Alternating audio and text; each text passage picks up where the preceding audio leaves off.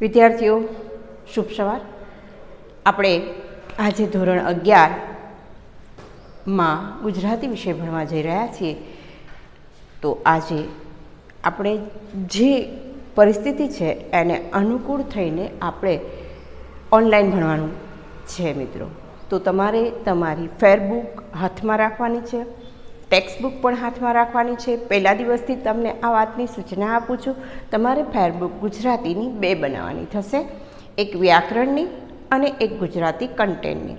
તમે ધોરણ 10માં ભણી ગયા હશો મારી પાસે, તો તમને ખબર જ છે કે આપણે વ્યાકરણ અને લેખનની એક નોટ અને એક નોટ કન્ટેન્ટની એ રીતે બનાવીએ છીએ. એટલે કન્ટેન્ટની જે નોટ છે એની અંદર કાવ્ય પૂર્ણ થાય પછી એના શબ્દાર્થ લખવાના છે, એની અંદર આવતા રૂઢિપ્રયોગો છે, શબ્દ સમૂહ છે, જે કંઈ સ્વાધ્યાયમાં વ્યાકરણ આપ્યું છે એ લખીને હું જે સ્વાધ્યાય કરાવું છું એ સ્વાધ્યાય પણ તમારે તમારી ફેરબુકમાં લખવાનું છે. આ વાતની સ્પષ્ટતા પહેલેથી જ કરી દઉં છું. જ્યારે પણ સ્કૂલમાં તમે આવશો ત્યારે આ વસ્તુ તમારે બતાવવાની રહેશે. ચલો આપણે કાવ્ય તરફ પ્રયાણ કરીએ. તો ભાલણ એક એવો ગુજરાતી સાહિત્યનો કવિ છે કે જેને ભણવાનું આપણને મન થાય, કેમ કે એ જે છે ને એ પ્રાચીન કથાઓ જે છે, આપણા પ્રાચીન જે ગ્રંથો છે એમાંથી આખ્યાનો એણે સરસ મજાના લખ્યા છે. એમાંથી જ વિષય વસ્તુ લઈને એણે સુંદર મજાના કાવ્યો રચ્યા છે. એ સુંદર એક કથાકાર પણ છે મિત્રો. એણે એટલા બધા આખ્યાનો લખ્યા છે કે ગુજરાતી સાહિત્યમાં એને આખ્યાનના પિતા તરીકે ઓળખવામાં આવ્યું છે. બીજું કે ભાલણ જે છે ને એ આપણો એવો લેખક છે કે જેને ભણવું ખૂબ સરળ પડે. એનું શું કારણ છે? તો એનું એ કારણ છે મિત્રો કે આપણે ઐતિહાસિક કથાઓ, વાર્તાઓ ક્યાંક જતા આવતા ક્યાંક સાંભળી હોય, એટલે એનું જે વિષય વસ્તુ છે એના વિષય વસ્તુમાં જે વિષય વસ્તુની અંદર જે હાર્દ છે, જે મર્મ છુપાયેલો છે એ આપણી આસપાસનો છે. એટલે આપણને એ ભણવું બહુ સરળ પડે છે.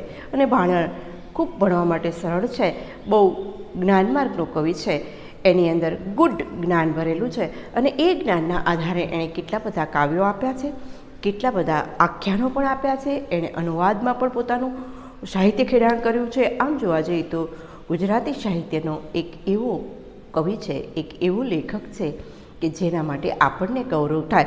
ચલો મિત્રો, આ કાવ્ય જે છે તમારે ધોરણ 11નું પહેલું કાવ્ય છે નાવિક વળતો બોલ્યો.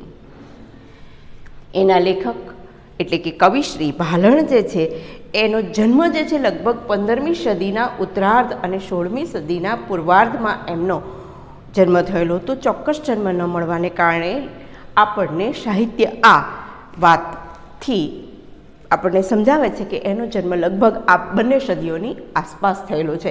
એટલે કે 15મી સદીના ઉત્તરાર્ધમાં, એટલે કે છેલ્લાના સમયમાં, પૂર્વાર્ધ એટલે કે 16મી સદીની શરૂઆતમાં. હવે કવિની સાહિત્યની જે કૃતિઓ છે, હવે જો આ કાવ્યનો સાહિત્ય પ્રકાર જોવા જઈએ ને તો પદ છે. હવે એ પદ જે ગાયું છે એનું વિષય વસ્તુ છે ને મિત્રો રામાયણમાંથી લેવામાં આવેલું છે.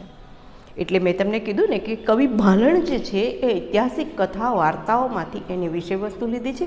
આપણે એ તરફ પણ દ્રષ્ટિ કરીએ કે એણે લખેલું સાહિત્યનું જે ખેડાણ છે, એણે લખેલી જે સાહિત્યની કૃતિઓ છે એ કઈ કઈ છે અને એને આખ્યાનનો પિતા શું કામ કહ્યો એ પણ આપણે સમજીએ.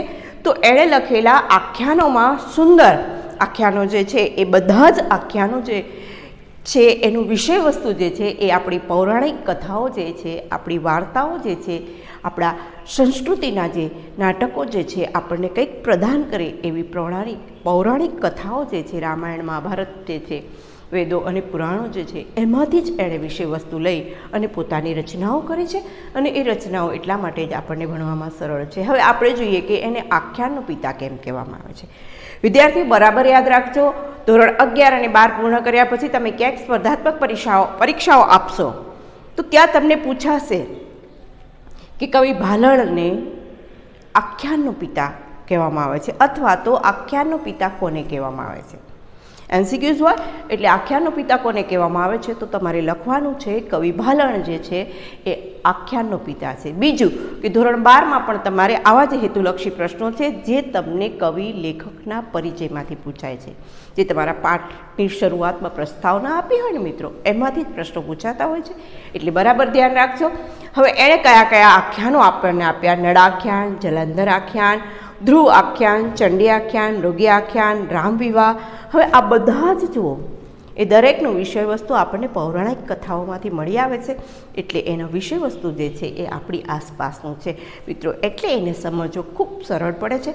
અને આ લેખક જે છે એ કંઈક સમજ શક્તિ આપે છે, સમાજની અંદર કંઈક પ્રેરણા આપે એવા આખ્યાનો એણે આપ્યા છે.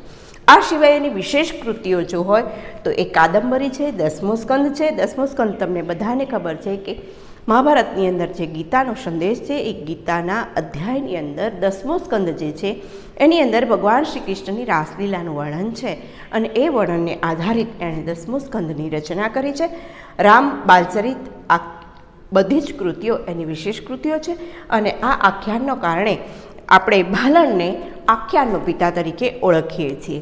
હવે આ કાવ્યનું વિષય વસ્તુ શું છે, પહેલાં તો તમને એ સમજાવી દઉં કે એ કઈ કથાને આધારિત છે. તો રામાયણ જે છે એને આધારિત આ કાવ્યનું વિષય વસ્તુ લેવામાં આવ્યું છે. માત્ર વિષય વસ્તુ કહીશ ને, કથા આપણે કહીએ ને કે મેમ પહેલાં તમે છે ને આ પાઠની કથા કહી દો ને, એટલે શું છે તમારા માનસમાં એ પહેલાંથી આપણને ટેવ હોય નાનપણથી જ કે મમ્મી કે દાદી કે બા, નાનીમાં આવા મોટેરાઓ આપણને વાર્તાઓ કહેતા અને એ વાર્તાઓ આપણે આમ ઇઝીલી સાંભળતા અને આપણને યાદ રહી જતી. તમે બરાબર યાદ કરજો, તમને બચપનમાં કોઈ વાર્તા કીધી હશે ને તો યાદ હશે.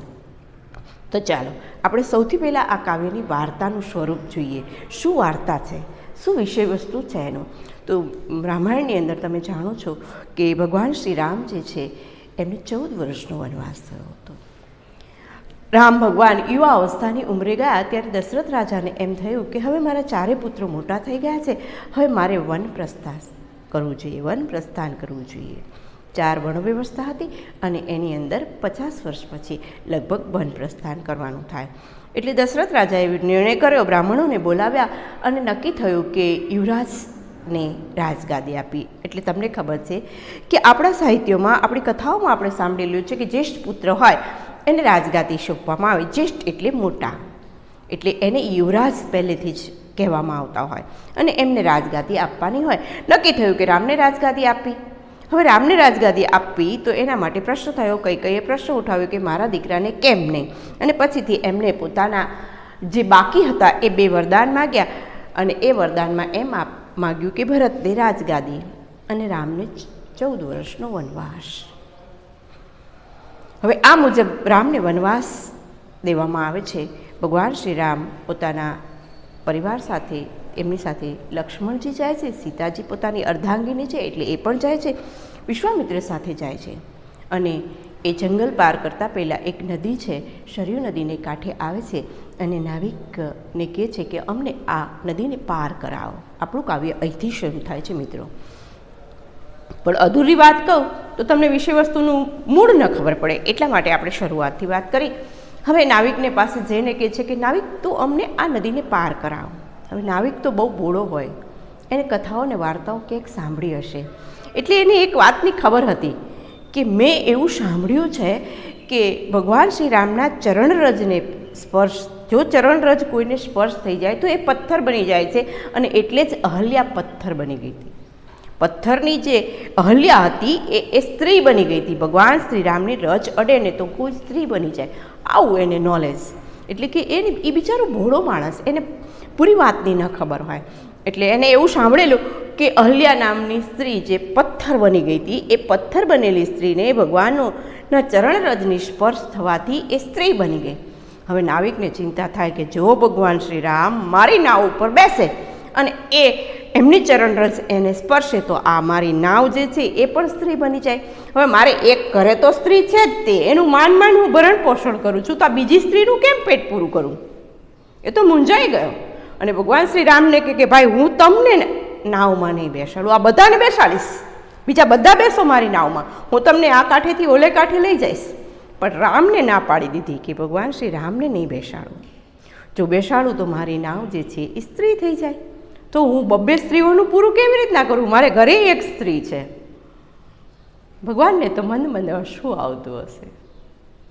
છતાંય એક ભોળો નાવિક આવો પ્રશ્ન કરે છે ત્યારે વિશ્વામિત્ર જેવા ગુરુની હાજરી હોય અને આવા નાનકડા પ્રશ્ન ન સોલ્વ થાય, આવા પ્રશ્નોનો ઉકેલ ન મળે એવું તો ન બને ને. હા, એટલે વિશ્વામિત્રએ મિત્રને હસવું આવ્યું અને એણે કીધું કે ભાઈ નાવિક, તારી વાત સાચી છે, તું અમને બધાને તો બેસાડીશ ને? એટલે નાવિક કે હા, હું બધાને બેસાડીશ, પણ તું આ રામના ચરણની રજ જો ન અડે તારી નાવને તો તું એમને બેસાડ ને. તો પેલો કે હા. તો કે ચાલ હવે તું ભગવાન શ્રી રામના પગ જે છે આ ગંગા નદીના પાણીથી તું એને ધો, ગંગાજળથી એના પાવને ધો. કેવો કિસ્મતવાળો હશે નાવિક, કેટલા એના પુણ્ય હશે કે એ શ્રીહરિના પાવને ધોવાનો આવો અનમોલ અવસરને પ્રાપ્ત કરે છે. કેટલી એની અનન્ય ભક્તિ હશે, કેટલું એનું બોળપણ હશે, કેટલું એનું હૃદય સાફ હશે, કેટલા એના હૃદયમાં કેટલા ભગવાન પ્રત્યેના ભાવ હશે. આપણું કર્મ જે છે ને એ જ આપણી ભક્તિ છે, કર્મદા ભક્તિ. નવદા ભક્તિમાં કર્મ ભક્તિ પણ છે. એનું કર્મ એટલું સાફ હશે, એના હૃદયમાં કોઈ મલિનતા નહીં હોય. ત્યારે એણે કીધું કે ના, હું રામને નહીં બેસાડું. એનું કારણ પણ એને સ્પષ્ટ કહી દીધું. પછી એ નાવમાં બેસતા પહેલાં વિચારો, આ નાવિક એ ભગવાન શ્રીરામના પગને ધોવે છે. પગ મને ધોવા દો ને રઘુરાય, આ ભજન છે, તમે સાંભળ્યું હશે મિત્રો. બહુ મજાનું આ ભજન છે.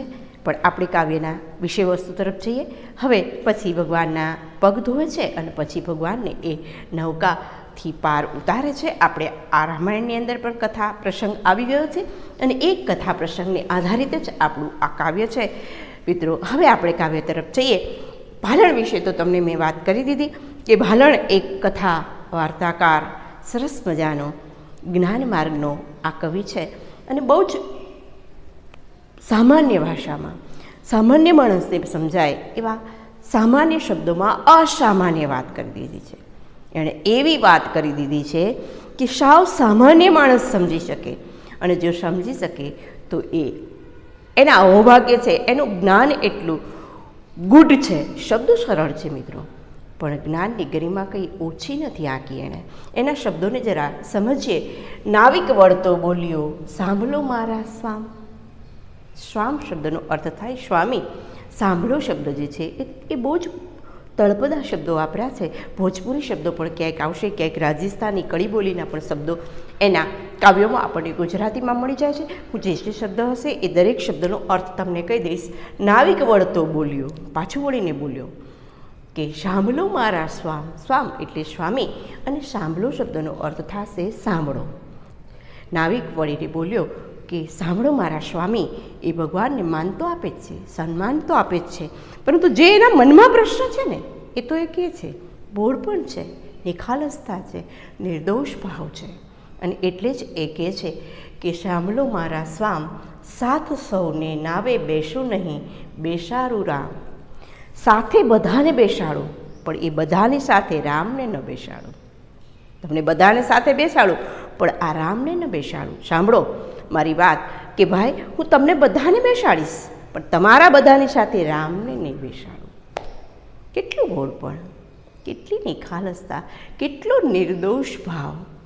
એને એવી ન ખબર પડી કે આ તો આ ધરતી જે છે આખા બ્રહ્માંડનો આધિપતિ છે, આખા વિશ્વનો તારણહાર છે, આખા વિશ્વનો આ નિર્માતા છે, આખા વિશ્વનું પાલન પોષણ કરનાર છે. આ જગતનું પાંદડું એની ઈચ્છા વગર ન હલી શકે. એ વ્યક્તિને નાવિક કહે છે કે હું તમને નહીં બેસાડું. જેનો શ્વાસ એના થકી ચાલે છે, જેનું જીવન એના થકી ચાલે છે, જેની નાવ એના થકી ચાલે છે, જેનો જીવન વ્યવહાર જેના થકી ચાલે છે, એને ના પાડે છે. વિચારો, એને આવી વાતની ક્યાંથી ખબર હોય? આ તો સામાન્ય માણસ છે, એ નાવને હલેશા મારનાર માણસ છે, એ તો ભોળો છે. એને આવી કંઈ ખબર નથી કે હું વિશ્વના નાથને ના પાડી રહ્યો છું. આજ કદાચ મારી નાવમાં બેસશે ને તો મારી નાવ પવિત્ર થઈ જશે. બીજો માણસ હોય, કપટી માણસ હોય તો આમ દોડીને સામે આવ્યો હોય, પણ આ માણસ એટલે એક એવો ભોળો માણસ છે, નિર્દોષ છે, નિખાલસ છે. એના મનમાં આવી કોઈ જ વાત નથી. અને એટલા માટે જ એ આ શબ્દો કહે છે કે સાંભળો મારા સ્વામી, હું સાથ સૌ નાવે બેસો નહીં, બધા સાથે ન બેસો, હું રામને સાથે નહીં બેસાડું. કદાચ તમે બધા બેસો તો મને વાંધો નથી, પણ રામને તો નહીં બેસાડું. વાર્તા મેં સાંભળી છે, સાંભળેલી. જો સાંભળેલી શબ્દ છે તો તમને એમ થાય કે પેલું ખાંડવાનું સાંભળેલી નહીં, એ નહીં. સાંભળેલું અને સાંભળેલી એમ નહીં, પુલિંગ સ્ત્રીલિંગ નથી કરવાનું. અહીંયા વાર્તા મેં સાંભળેલી એટલે કે મેં સાંભળેલી છે એક વાર્તા. ચરણ રજ ચરણ રેણથી અપાર, ચરણરજથી પાર એટલે કે ચરણરજ કોઈને સ્પર્શે તો અહલ્યાતા થઈ સ્ત્રી સહી પાષાણ ફીટી ડાર. પાષાણની જે સ્ત્રી હતી, પાષાણ એટલે પથ્થર, બરાબર યાદ રાખજો. સમાનાર્થી શબ્દોમાં પૂછાશે કે પાષાણ એટલે શું? પાષાણ એટલે પથ્થર. એ પથ્થરની જે સ્ત્રી હતી એની ચરણરજ જે છે એ રામની ચરણરજને સ્પર્શ થઈ. અહલ્યા નામની જે સ્ત્રી પથ્થર થઈ ગઈ હતી, એ પથ્થરની બનેલી સ્ત્રીને રામની ચરણરજ સ્પર્શવાત માત્રથી અહલ્યા સ્ત્રી બની ગઈ. તો ક્યાંક ને મારી નાવને એ ચરણરજ સ્પર્શે અને મારી નાવ જો જે છે એ જો સ્ત્રી બની ગઈ તો એનો તો બિચારાને આજીવિકાની પડી હતી. એને એવી કોઈ ભાવ નહોતો તો આ તો ભગવાન છે, આ મારા ઘરે ભગવાન, મારી આ નાવની અંદર ભગવાન બેસશે, કેવા મારા અહોભાગ્ય. આવી વાત એ સમજનાર માણસ નહોતો. એનો તો એનું કર્મ, એનું ઘર પરિવારનું પૂરું કરવું, આ જ એનું જીવન વ્યવહાર હતો. ન ભક્તિની ખબર હતી, ન ભગવાનની ખબર હતી, અને એ નિર્દોષ ભૂર પણ.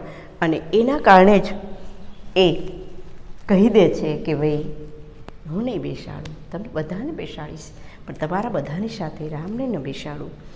આજીવિકા મારે કહે છે જો મન વિવેક.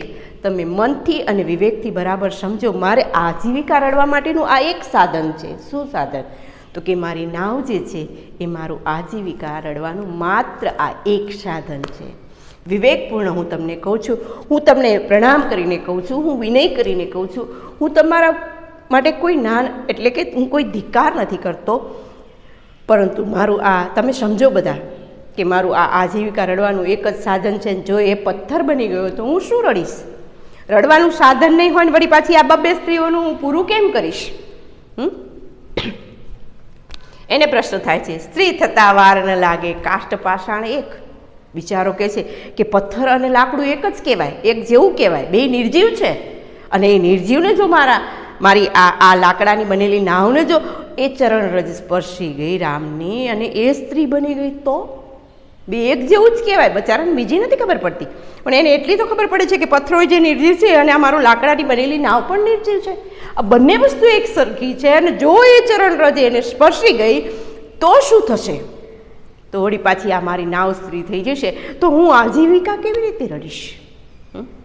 એને મનમાં પ્રશ્ન થાય છે. જેવું છે એવું એ ભોળપણથી એ કહી દે છે. વિચારો કેટલું નિખાલસતા હશે. અને સ્ત્રી થતાં વાર ન લાગે. આ પથ્થર અને આ લાકડું બે એક સરખું છે. જો પથ્થર જે છે એ ઘડીભરમાં પળમાં ઘડીના છઠ્ઠા ભાગમાં એ પથ્થરની બનેલી અહલ્યા ભગવાન શ્રી રામના ચરણની રજ સ્પર્શ થવા માત્રથી જો સ્ત્રી થઈ ગઈ, તો આ તો લાકડું છે, એના કરતાં એટલું કઠણ ના હોય, એ તો ઝડપથી થઈ જશે. આનો એવો ભાવ હશે. અને એટલે જ બિચારો કે છે સ્ત્રી થતાં વાર ન લાગે, એને વાર નહીં લાગે, એ સ્ત્રી થઈ જશે તો વિચારો કેટલી નિખાલસતા હશે. અને આ જ વાત એને સ્પર્શી અને એણે સ્પષ્ટ ના પાડી દીધી કે ભાઈ બધાને હું બેસાડું, પણ તમારા બધા સાથે રામને ન બેસાડું, બધા સાથે રામને નહીં બેસાડું. મિત્રો, આપણે આ 3 કાવ્યની પંક્તિ ભણ્યા. એના પછીના સેશનમાં એટલે કે બીજા સેશનની અંદર પછીની 3 પંક્તિઓ જે છે એ આપણે ભણીશું.